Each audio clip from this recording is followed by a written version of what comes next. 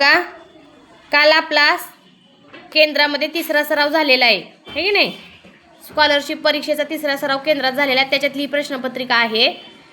तर बुद्धिमत्ता आणि इंग्रजीची प्रश्नपत्रिका आहे. इंग्रजी किती मार्काचं आहे? 50. प्रश्न किती आहेत? 25. तर बघा पहिला क्वेश्चन आहे, choose the word that comes alphabetically first. म्हणजे काय? ABCDच्या क्रमाप्रमाणे पहिला शब्द कोणता? Tuesday, Wednesday, Friday, Sunday. काय उत्तर येईल? फ्रायडे. बघा आपण ABCD जर म्हटलो तर ABCDEF म्हणजे ह्या दिलेल्या पर्यायांमधला जे शब्द आहेत चार, त्या चारही शब्दातला जो F आहे तो अगोदर येतो. म्हणून चारही शब्दांपैकी कुठला शब्द येणार अल्फाबेटिकली फर्स्ट? फ्रायडे. समजलं? हां, पुढे नेक्स्ट बघा.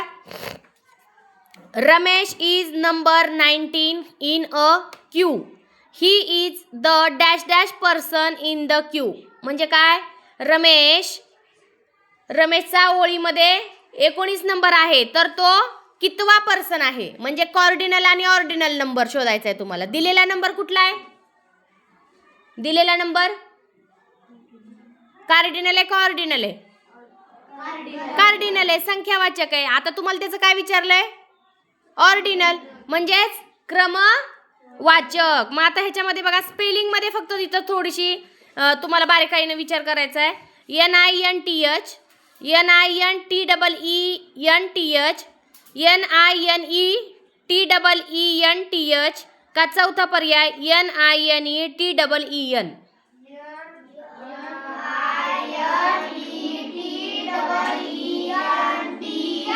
बरोबर. तिसरा पर्याय इथं बरोबर येणार आहे. चौथ्या पर्यायामध्ये काय चुकलंय? चौथ्या पर्यायामध्ये काय चुकलंय?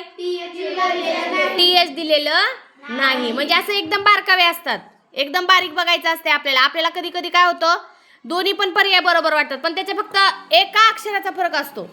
कधी इज दिलेलं नसतं, कधी एस दिलेलं असतं. इतकं बारीक तुम्हाला बघावं लागतं. ठीक आहे. नेक्स्ट क्वेश्चन नंबर 3 बघा. Fill in the blank with the correct article. म्हणजे तुम्हाला या प्रश्नामध्ये आर्टिकल विचारलेत. आर्टिकल माहिती आहे सगळ्यांना? ए, ॲन, द. ए कधी वापरायचं, ॲन कधी वापरायचं आणि द कधी वापरायचं हे आपण घेतलेलं आहे. तर वाक्य काय दिलंय बघा. Surabhi is eating dash dash egg. काय येईल मग पर्यायाचा? A, no article, the, an. काय येईल मग एकच्या पुढं? कारण का? जेव्हा आपण 5 स्वर घेतो AEIOU या स्वरांनी जर स्पेलिंगची सुरुवात झाली असेल तर त्या शब्दाच्या पुढं आपण काय वापरतो? ॲन वापरतो. इतकं सोपं होतं हे. त्यानंतर बघा नेक्स्ट क्वेश्चन आहे चौथा. I have 4 wings and 6 legs. म्हणजे काय रे? विंग्स म्हणजे पंख आहेत, 4 पंख आणि 6 लेग. लेग म्हणजे काय? पाय. कुणाला आहेत मग पर्यायाचा? अँट, कॉकरोच, फ्लाय, बी.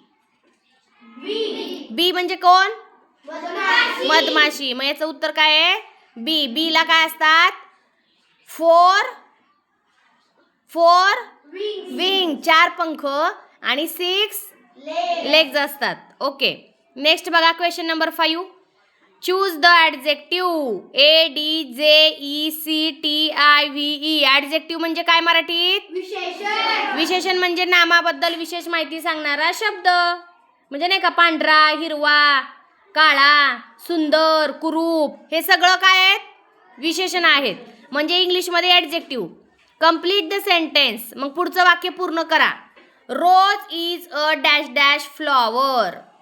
रोज म्हणजे गुलाबाचं फूल. कसं आहे? Kind, clever, bitter, beautiful. मग या वाक्यामध्ये ॲडजेक्टिव्ह काय येणार? ॲडजेक्टिव्ह म्हणजे काय? विशेषण. नेक्स्ट क्वेश्चन नंबर 6 बघा बाळांनो.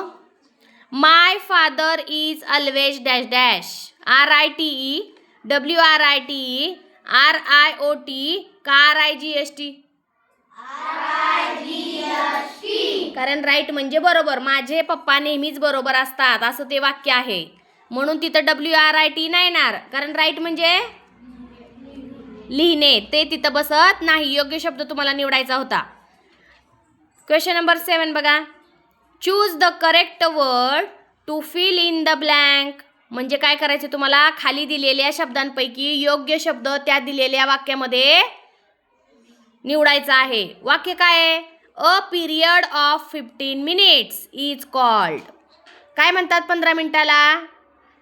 Half an hour, an hour, a quarter का सेकंड्स? कळालं? लक्षात ठेवायचं. नेक्स्ट क्वेश्चन नंबर 8 बघा. The children are running about in the passage. Which instruction will you use to stop them.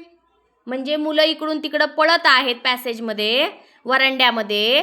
तर त्यांना शांत बसवण्यासाठी तुम्ही कोणती इन्स्ट्रक्शन वापराल? सूचना. इन्स्ट्रक्शन म्हणजे काय? सूचना.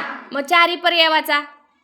Run not everywhere, no running about, run run here and there का स्टॉप हिअर आफ्टर रनिंग. कुठली सूचना आहे?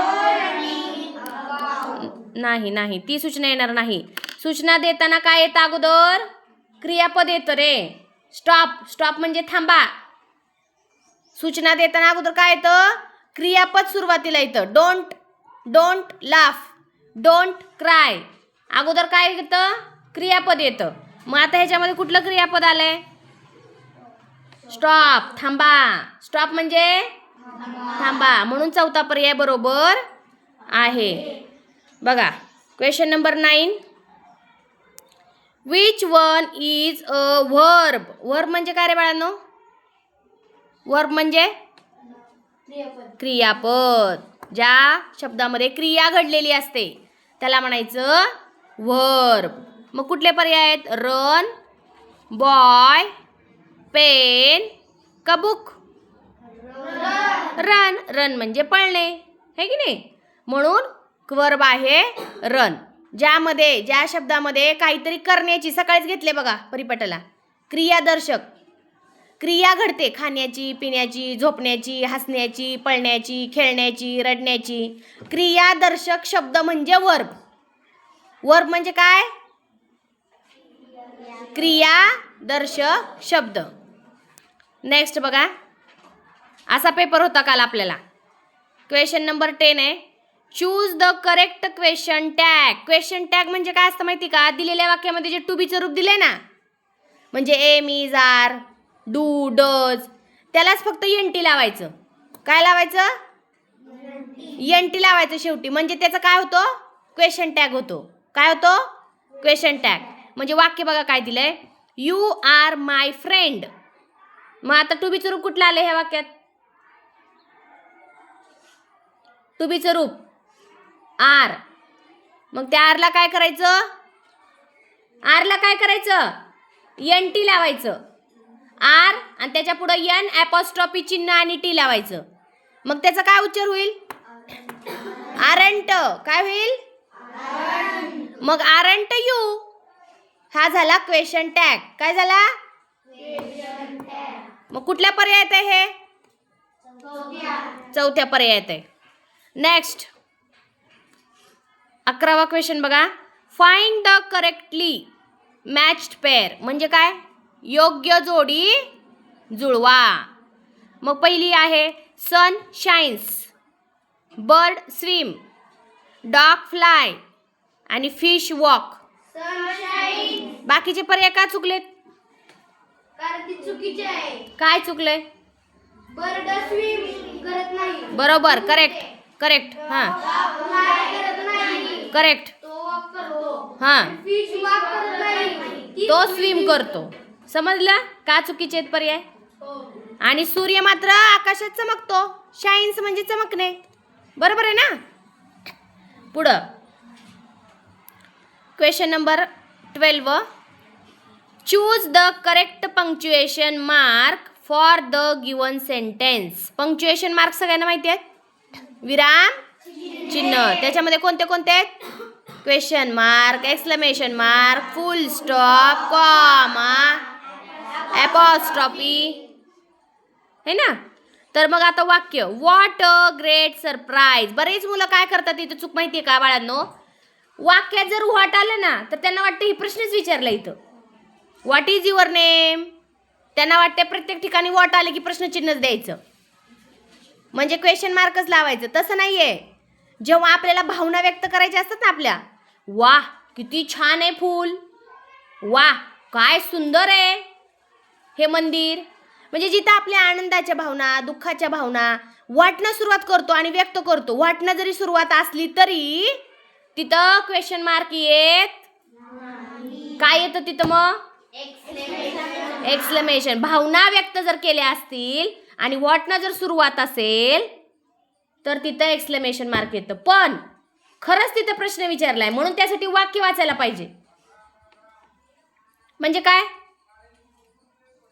व्हॉट इज युअर नेम हा प्रश्न आहे, बरोबर ना. व्हेअर इज युअर ब्रदर म्हणजे काय, म्हणजे प्रश्न आहे ना, कुठे आहे तुझा भाऊ. ज्या ठिकाणी खरंच प्रश्न विचारलाय त्या ठिकाणी मात्र व्हॉटनं सुरुवात असल्यावर क्वेश्चन मार्क वापरायचं.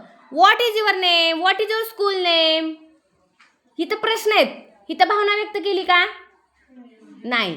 म्हणजेच काय, व्हॉट आलं की लगेचच क्वेश्चन मार्क मारायचं नाही, हे कायम लक्षात ठेवा. मग इथं पर्याय क्रमांक किती, 2, कारण इथं व्हॉटनं प्रश्न नाही विचारलेला, भावना व्यक्त केलेली आहे.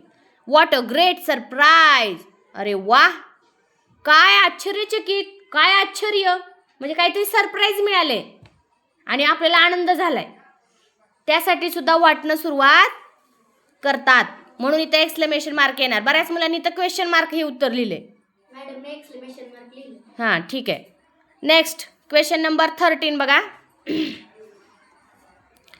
I have a whole in my heart. Heart म्हणजे हृदयात, होल म्हणजे बीड, माझ्या हृदयात बीड आहे.